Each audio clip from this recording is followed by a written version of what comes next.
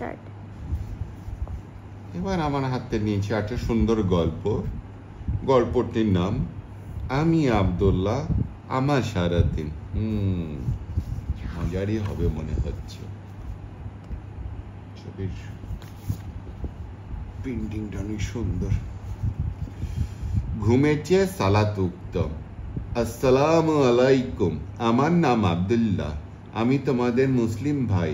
আমার বয়স 10 বছর। আমরা 3 ভাই বোন।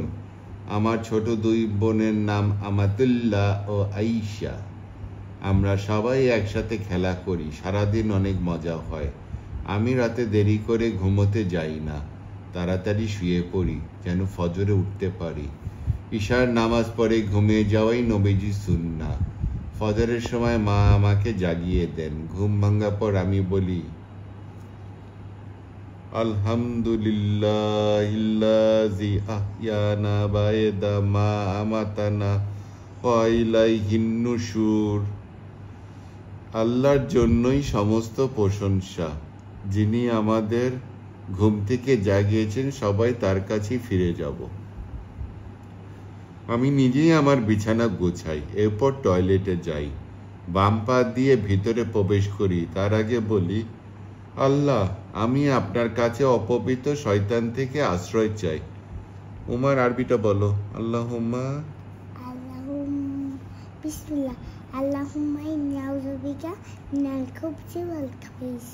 ইয়েস, মানে আল্লাহ, আমি আপনার কাছে অপবিত্র শয়তান থেকে আশ্রয় চাই।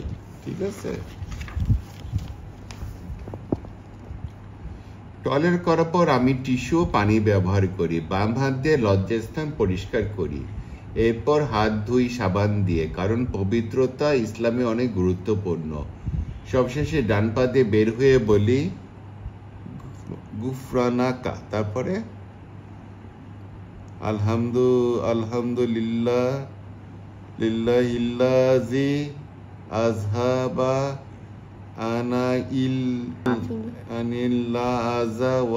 আফানি। আমায় ক্ষমা করুন আল্লাহ, সমস্ত প্রশংসা আপনারই জন্য। আপনি আমার কষ্ট দূর করেছেন এবং আমাকে শান্তি দিয়েছেন।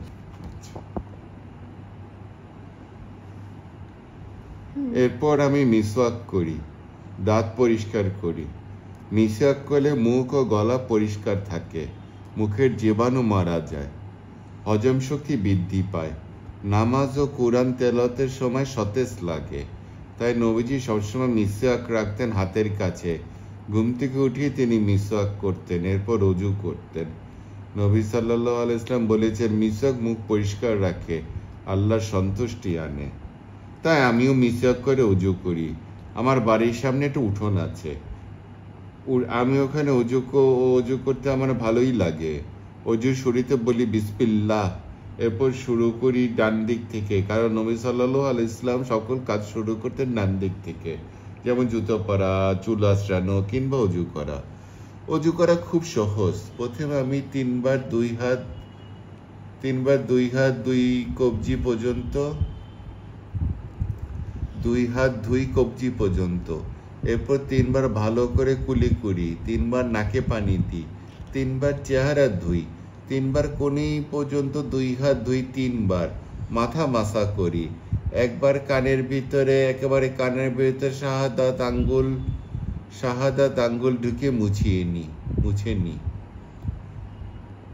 আর বুড়ো আঙ্গুল দিয়ে কানের পেছনে মাসওয়া করি। এরপর 3 বার করে 2 পা ধুই। ভালো মতো খেয়াল রাখি যেন কোথাও শুকনো না থাকে। আঙ্গুলের ফাঁকেও পানি প্রবেশ করাই। আরেকটা কথা, ওযুর সময় পানি অপচয় করা যাবে না, কারণ নবী সাল্লাল্লাহু আলাইহি ওয়াসাল্লাম বলেছেন, তোমাদের সামনে যদি প্রবাহিত নদী থাকে তবু পানি অপচয় করো না। ওযু করার পর বলি আমি সাক্ষ্য দিচ্ছি আল্লাহ ছাড়া কোনো ইলাহ নেই, তিনি এক, তার কোনো শরীক নেই। আমি আরো সাক্ষ্য দিচ্ছি মুহাম্মদ সাল্লাল্লাহু আলাইহি ওয়াসাল্লাম আল্লাহর বান্দা ও রাসূল। এই দোয়া পড়লে কি হয় জানো? নবী বলেছেন, যদি কেউ সুন্দরভাবে ওযু করে দোয়া পড়ে তাহলে জান্নাতে 8টা দরজাই তার জন্য খুলে যাবে। যে দরজা দিয়ে ইচ্ছে সে দরজা দিয়ে সে জান্নাতে প্রবেশ করতে পারবে। সুবহানাল্লাহ। এটা আশহাদু আল্লা ইলাহা ইল্লাল্লাহু ওয়াহদাহু লা শারীকা লাহু ওয়া আশহাদু আন্না মুহাম্মাদান আবদুহু মুহাম্মাদান আবদুল্লাহি ওয়া রাসূলুহু। মসজিদে যাই বাবার সাথে। ওমার এখন যাও বাবার সাথে। এবার আমার মসজিদে যাবার পালা। আমি মসজিদে যাই বাবার সাথে। আমার দরজার সামনে একটা জুতার বাক্স আছে, ওখান থেকে আমরা জুতা নিই। প্রথমে জুতা ঝেড়ে নিই, কারণ হয়তো কোনো পোকা লুকিয়ে থাকতে পারে। আমি সবসময় ডান পায়ে জুতা আগে পরি, এটাই সুন্নাহ। আর ঘর থেকে বের হয়ে বাম পা দিয়ে তখন বলি বিসমিল্লাহি তাওয়াক্কালতু আলাল্লাহি ওয়া লা হাওলা ওয়ালা কুওয়াতা ইল্লা বিল্লাহ। আল্লাহর নামে বের হচ্ছি, আল্লাহর উপর ভরসা করলাম, আল্লাহ ছাড়া অন্য কারো কোনো শক্তি সামর্থ্য নেই। নবীজি বলেছেন, যদি কেউ এই কথা বলে তখন শয়তান বলে, এই লোকটি সারাদিনের জন্য আমার খপ্পর থেকে বেঁচে গেল। মসজিদে যাওয়ার পথে অনেকের সাথে দেখা হয়, তারা আমাদের প্রতিবেশী। আমি তাদেরকে সালাম দিয়ে বলি আসসালামু আলাইকুম, তারাও জবাবে বলে ওয়া আলাইকুমুস সালাম ওয়া রাহমাতুল্লাহি ওয়া বারাকাতুহু। অনেকে তাড়াহুড়ো করে মসজিদে যায়। মসজিদের কাছে গিয়ে দৌড়ানো শুরু করে, কারণ জামা শুরু হয়ে গেছে। কিন্তু এমনটা করা ঠিক নয়, কারণ নবীজি বলেছেন সালাতে আসবে ধীরে সুস্থে শান্তভাবে। ইমামের সাথে যে কয় রাকাত পাবে পড়ে নেবে, আর যা ছুটে যাবে তা ইমামের সালাতের পর পরিপূর্ণ করবে। মসজিদের কাছে গিয়ে আমি জুতা খুলি। প্রথমে বাম পায়ে জুতা খুলি, এরপর জুতা বাক্সে রাখি। অনেকে মসজিদের সামনে জুতা ফেলে রাখে, বেয়ে খেলে অন্য জুতা মারিয়ে যায়। এটা ঠিক নয়, কারণ এতে অন্য জুতা কাদা ও ধুলোবালি লেগে যায়, তখন মানুষের কষ্ট হয়। আমি মসজিদের ডান পা দিয়ে প্রবেশ করি, তখন বলি আল্লাহর নামে প্রবেশ করছি, দরুদ ও সালাম রাসূলুল্লাহ সাল্লাল্লাহু আলাইহি ওয়াসাল্লামের উপর। হে আল্লাহ, আপনি আমার জন্য আপনার রহমতের দরজাগুলো খুলে দিন।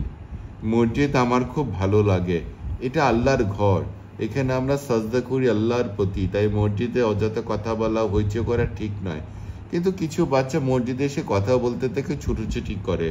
সালাতের সময় কথা বললে অন্যদের মনোযোগ নষ্ট হয়, এতে বড়রা বিরক্ত হয়। তাই আমি এমনটা করি না। মসজিদে প্রবেশ করে আমি ও বাবা 2 রাকাত ফজরের সুন্নাত পড়ি, আর ফরজ নামাজের আগে দোয়া করতে থাকি, কারণ এই সময় দোয়া কবুল হয়। নবী সাল্লাল্লাহু আলাইহি ওয়াসাল্লাম বলেন, আজা কিয়ামতের মধ্যবর্তী সময় দোয়া করলে তা ফিরিয়ে দেওয়া হয় না। ইমাম সাহেব আসার পরে ইকামত দেওয়া হয়।